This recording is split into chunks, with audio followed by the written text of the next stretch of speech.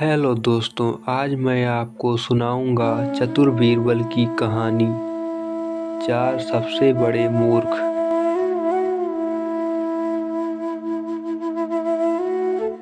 अकबर बीरबल को राज्य के चार सबसे बड़े मूर्ख लाने का आदेश देते हैं, लेकिन बीरबल दो ही व्यक्ति को लेकर हाजिर होता है।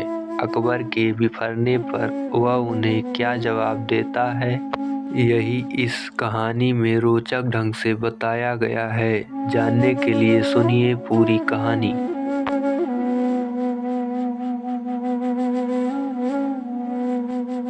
अकबर बीरबल की अक्लमंदी की परीक्षा लेने के उद्देश्य से उसे विचित्र कार्य सौंपा करते थे। ऐसा कर उन्हें अति आनंद की प्राप्ति होती है।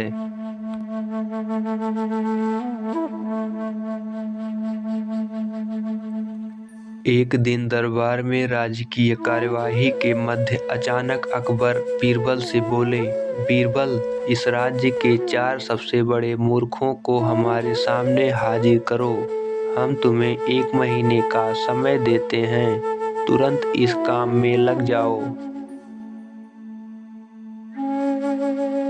अकबर का आदेश सुन बीरबल आश्चर्यचकित हुआ, किंतु उनका हर हुक्म मानना उसका फर्ज था। वह तुरंत 4 मूर्खों की तलाश में निकल पड़ा।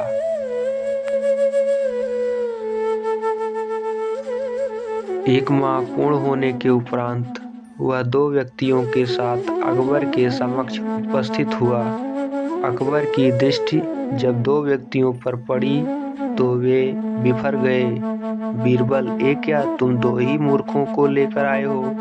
हमने 1 महीने का वक्त तुम्हें 4 मूर्ख लाने के लिए दिया था।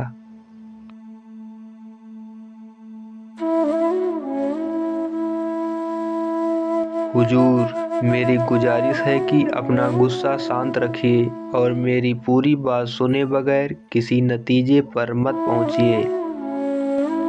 बीरबल अकबर का गुस्सा शांत करते हुए बोला। बीरबल की बात सुन अकबर का गुस्सा कुछ ठंडा हुआ।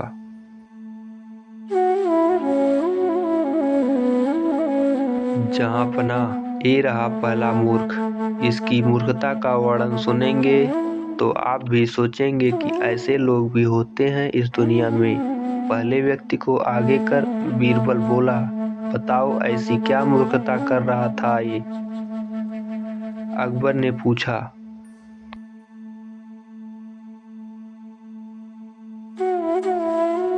हुजूर, मैंने इस व्यक्ति को बैलगाड़ी पर बैठकर कहीं जाते हुए देखा।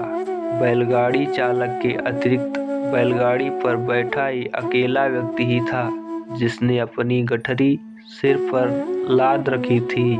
चकित होकर जब मैंने कारण पूछा तो ये कहने लगा कि गठरी बैलगाड़ी पर रख दूंगा तो बैल के ऊपर बोझ बढ़ जाएगा, इसलिए मैंने गठरी अपने सिर पर रख ली है। अब इसे मूर्खता नहीं कहेंगे तो क्या कहेंगे?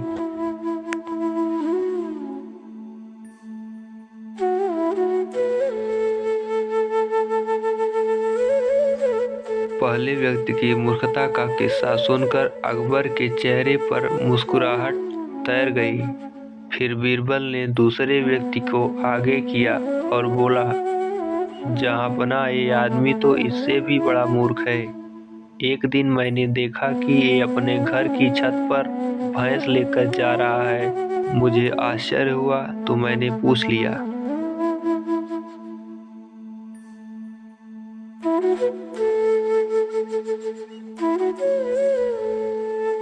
लेकिन फिर इसका जवाब सुनकर मैंने तो अपना सिर ही पीट लिया।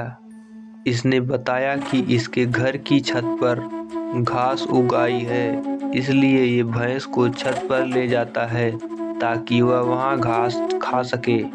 घास काटकर ये भैंस को लाकर खिला सकता है, लेकिन ये मूर्ख भैंस को ही छत पर ले जाता है। ऐसा मूर्ख कहीं देखा है आपने?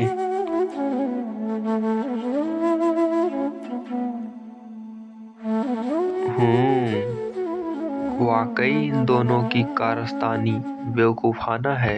अब बाकी के 2 मूर्खों को पेश करो। अकबर बोले, हुजूर, नजर उठाकर देखिए, तीसरा मूर्ख आपके सामने खड़ा दिखाई पड़ेगा। बीरबल बोला, कहाँ बीरबल, हमें तो यहाँ कोई तीसरा व्यक्ति दिखाई नहीं पड़ रहा।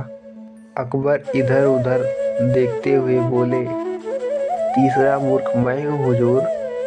बीरबल सिर झुकाकर बोला, अब देखिए मुझ पर कितने महत्वपूर्ण कार्यों की जिम्मेदारी है, लेकिन सब कुछ एक तरफ हटाकर मैं 1 महीने से मूर्खों को खोज रहा हूँ। ये मूर्खता नहीं तो और क्या है।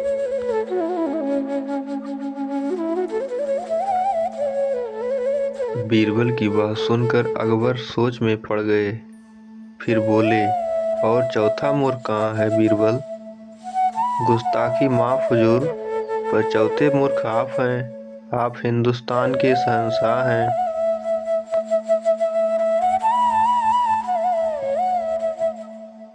इतने बड़े साम्राज्य का भार आपके कंधों पर है।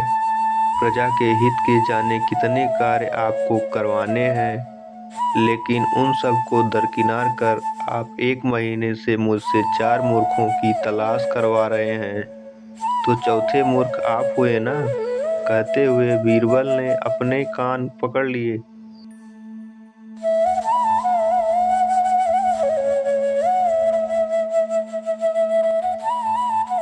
बीरबल का जवाब सुनकर अकबर को अपनी गलती का एहसास हो गया कि बेफजूल में उन्होंने अपना और बीरबल का काफी वक्त बर्बाद कर लिया है।